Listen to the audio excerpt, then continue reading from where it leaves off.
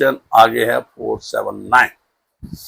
तो इसमें है maximum period for which under trial prisoner can be detain. कितना पीरियड है एक अंडर ट्रायल प्रिजनर को डिटेन करने के लिए? When a person has during the period of investigation, inquiry or trial under this sign, mean के BNSS, of an offence under any law, not being an offence for which the punishment of death or life imprisonment has been specified, इनको छोड़ के as one of the punishment under law, चाहे life है या death penalty, undergone detention for a period extending up to one half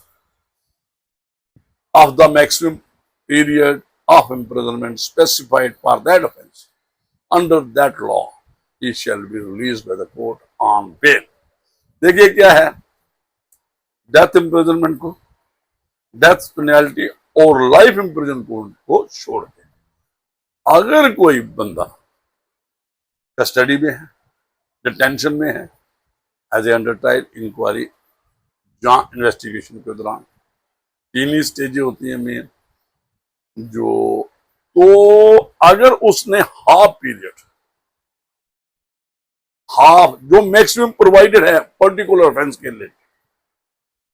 जो उसने commit किया है, जिसका ट्रायल वो फेस कर रहा है, तो अगर उसने वन हाफ कंप्लीट कर लिया है, आगे है provided that where such person is a first offender,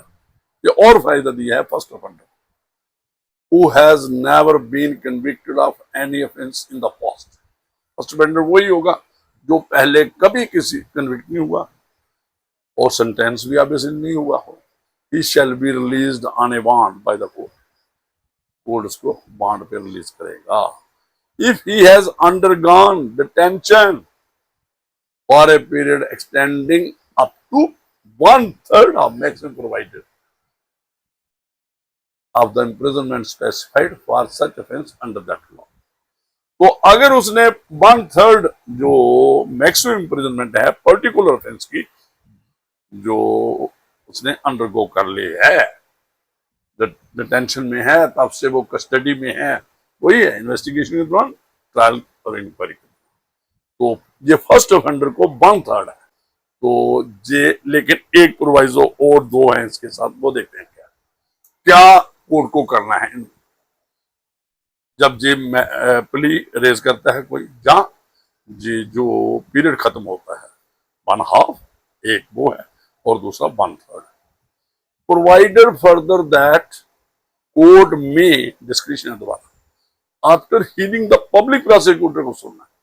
and for reason to be recorded in writing, तो अपॉर्चुनिटी ऑफ बीइंग हर्ड, क्योंकि पब्लिक प्रोसिक्यूटर को ये नोटिस में लाना है और अपने रिकॉर्ड रीजन करने हैं। Order the continued detention of such person for a period longer than one half of said period और release him on bail bond instead of his bond. तो ये एक तो पब्लिक प्रोसिक्यूटर को सुनना है, तो दूसरा ये है ये ऑर्डर रिकॉर्ड रीजन करने हैं। एक और प्रोवाइज है, provided also that no such person shall in any case be detained during the period of investigation, inquiry और trial for more than maximum period of imprisonment provided for said of.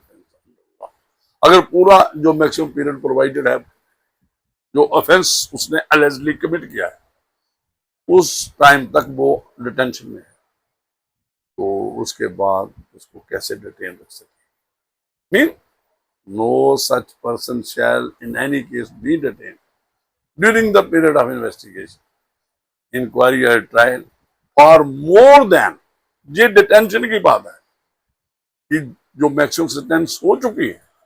वो under detention है, उसकी bell नहीं ली है समाव, तो उसको आगे क्या कैसे कंटिन्यू करेंगे? तो अदरवाइज क्या है कि उसको बेल पे रिलीज करना पड़ेगा, चाहे पर्सनल बॉन्ड है या छोटी बॉन्ड, अगर ट्रायल पेंडिंग है। explanation in computing the period of retention under this section for granting bail. क्योंकि कोर्ट ने बेल ग्रांट करनी है, कोर्ट के पास कोई अप्रोच करेगा,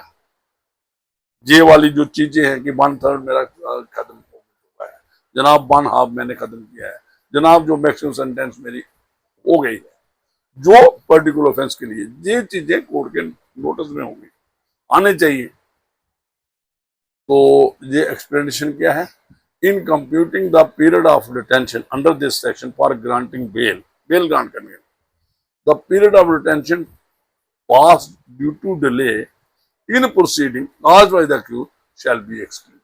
कई बार देखिए क्या कारण होता है, अक्यूज्ड डिफेंस काउंसिल जो डिले करता है, जो डिस्पोजल ऑफ प्रोसीडिंग्स में समहाउ, मैं इसकी डिटेल नहीं देना चाहता, तो वो पीरियड डिटेक्ट करना है कि वो जो आप किसको करोगे, जो रेफर करोगे किसको, कि अक्यूज के कारण होगा, जे एट्रीब्यूट करोगे जो कि जे अक्यूज के कारण डिटेल होगा, वो पीरियड जो डिटेंशन का वो एक्सक्लूड कर सकते हैं। ये एक्सप्लेनेशन है जब कंप्यूट करना है पीरियड ऑफ डिटेंशन। तो सबसेक्शन 2 क्या है, notwithstanding anything in subsection 1, जो हमने ऊपर सारा पढ़ा है, and subject to third proviso thereof, जो थर्ड प्रोवाइजो हमने लास्ट पढ़ा, where an investigation, inquiry or trial is in more than one offense or in multiple cases are pending against a person. बहुत से ज्यादा case हैं, उसके investigation चल रही है, किसी में इंक्वायरी चल रही है, किसी में ट्रायल चल रहा है, और ये मल्टीपल केसेस हैं जहां ऑफेंसेस मोर देन वन, तो are pending against a person, he shall not be released on bail by the court. तो वो फिर आप कह सकते हो कि वो रिपीटेड, जो रिपीट करता है ऑफेंस को, जहां जो काफी केस उसके खिलाफ पेंडिंग है, तो वो उसका बेनिफिट, इस सेक्शन का बेनिफिट उसको नहीं दिया जाएगा। जो ऊपर सब सेक्शन 1 में जो भी है, अगर ज्यादा केस है उसके खिलाफ, जो फेस कर रहा है वो इंक्वायरी, ट्रायल, इन्वेस्टिगेशन, तो ऑफेंस के रिलेटेड जहां केसेस ज्यादा है, तो उसको रिलीज नहीं किया जाएगा, उसको बेनिफिट नहीं दिया जाएगा, कोर्ट नहीं देगा इस सेक्शन का। तो सब सेक्शन 3 क्या है, द सुपरिटेंडेंट ऑफ जेल, देखिए बड़ा इंपॉर्टेंट है, where the accused person is detained on completion of 1/2 or 1/3 of the period mentioned in subsection 1, as the case may be, shall forthwith make an application in writing to the court to proceed under subsection 1 for the release of such person on bail. देखिए किसके पास हिसाब किताब है, investigation complete हो चुकी है, officer in charge of police station वो जो अपनी चार्जशीट पेश कर सकता है, और ट्रायल कोर्ट कहाँ इतना काम है, उसके बाद वो कैसे रखेगा याद कि कितना पीरियड जे इन्वेस्टिगेशन के दौरान डिटेंशन में रहा, जहाँ इंक्वायरी के रहा, जहाँ ट्रायल के दौरान कब से, तो किसके पास है ये बंदा, सुप्रीम जेल के पास, ऑफिसर इंचार्ज ऑफ जेल के पास है, वो क्या करेगा, उसके पास सारा हिसाब किताब होता है, तो पूरा डिटेल होती है, उसकी इज अंडर लीगल ऑब्लिगेशन, इस प्रोविजन के नीचे वो स्टैट्यूटरी बाउंड है, वो अप्लाई करेगा, वो ये सारा फैक्ट डिस्क्लोज करेगा और एप्लीकेशन फाइल करेगा इन राइटिंग कोर्ट में। तो वो किसके रिलीज के लिए, एक्यूज के रिलीज के लिए, जहां कहीं 1/2 1/3, जहां एक वो है कि पीरियड ऑफ, जो मैक्सिमम पीरियड है वो ऑलरेडी डिटेंशन में रह चुका है, जो पर्टिकुलर ऑफेंस के रिलेटेड है, जो भी है, जो वो एक्यूज की जो डिटेंशन के रिलेटेड ये कंप्लीट हो चुका है 1/2